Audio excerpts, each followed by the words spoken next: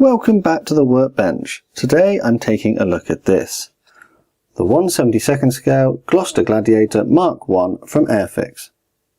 Join me as I take a look inside the box and find out what's included. Hi, I'm Matt and you're watching Model Minutes. Before I start the video, a quick shout out to my patron. From as little as $1 a month you can gain access to exclusive perks and early access content, as well as helping to support the channel. So a massive thank you to you.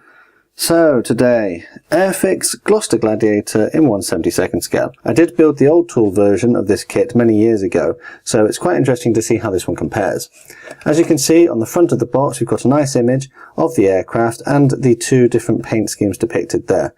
As you can see, this was £7.99 originally, but it was reduced at £5.99, but unfortunately the shopkeeper has put a really horrible sticker on there which I can't get off. The side of the box features three 3D computer generated images, which I presume were from the original design stages of the model kit. The other side features one Airfix flying hour, the paints that are required to complete the kit, the two different paint schemes and information about those aircraft, and some general information about the Gloster Gladiator. As you can see, this is a skill level 2. Let's take a look inside the box. The first thing I like to take a look at is the instructions. These follow the normal Airfix pattern for instructions. Multilingual information about the actual Gloster Gladiator. Turn over the page and you'll find health and safety information, as well as a key to all the different symbols that are present during the different steps. The information steps are very well detailed, each paint being annotated as the steps progress. An option to cut away the door and depict it in the open position is included in this kit. It is worth noting, however, that if you intend to build one or the other variants of the model, that you will be required to cut certain elements away.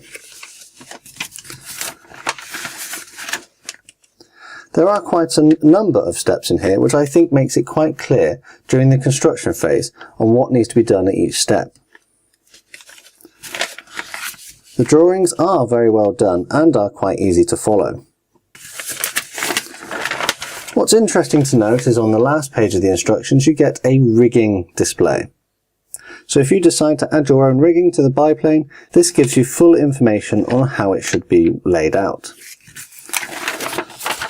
On the last 2 pages of the booklet you get the painting instructions.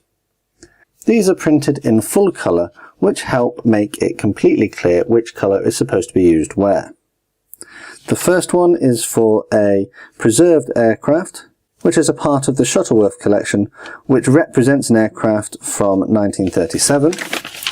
And then flip over the page and something a little bit more interesting, and is one of the Irish Air Corps aircraft from 1940. When I come to build this, I'm actually slightly torn by which one I would like to do. The Shuttleworth one looks pretty interesting with its interesting insignia, but the Irish Air Corps one, I don't think I've ever built an Irish aircraft, and that would be an interesting one to complete as well. I feel that this would be quite an interesting addition to the collection. An information sheet about the Airfix Club is included, but sadly this is in black and white. If this had been printed in colour, it would have been more attractive. On the rear you can fill out your information and send this off to Airfix to become a member of the club. However, I think at the time this video was made, the Airfix Club was actually going through a bit of a revamp, so I'm not sure that this would have actually worked if you sent it off today. Let's take a look at the components.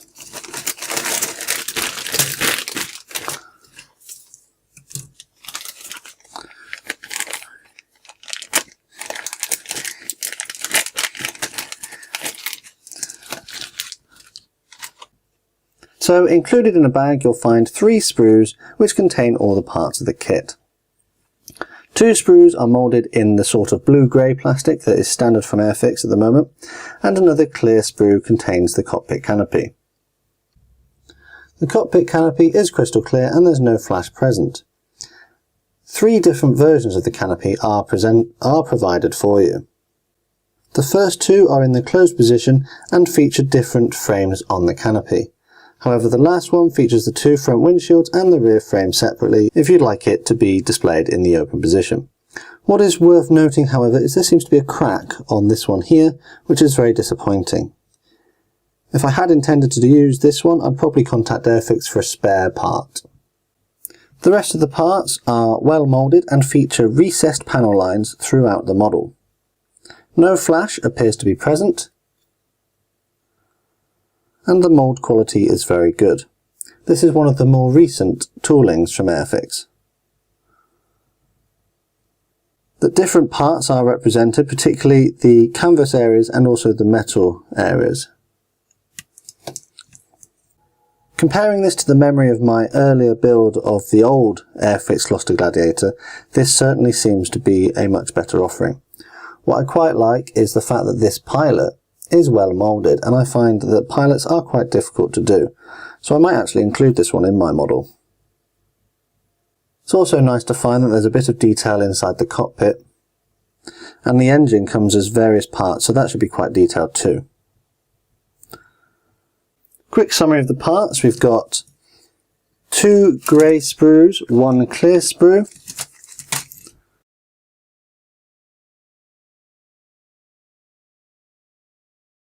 an Airfix club sheet, a set... Oh, did we do the decals? I haven't done the decals.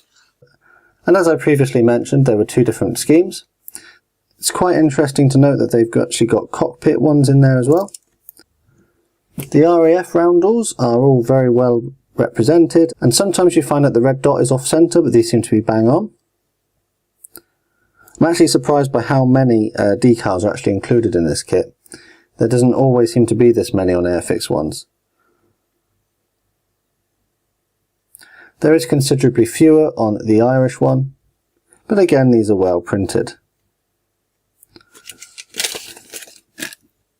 An interesting set of decals, clear to follow instructions, and a nice glossy box with some good artwork.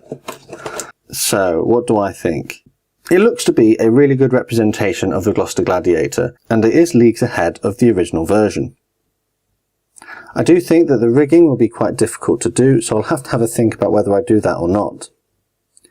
The only thing that's let this down is the fact that the cockpit canopy was cracked.